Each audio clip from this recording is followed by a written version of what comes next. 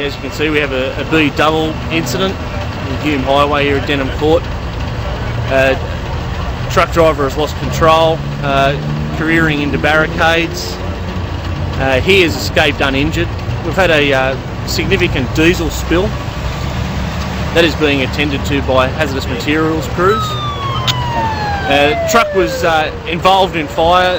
The cabin of the truck has been totally destroyed by the fire. Crews with large diameter hose lines have extinguished the fire, and also foam has been applied. We'll be using absorbent materials to render the diesel spill safe.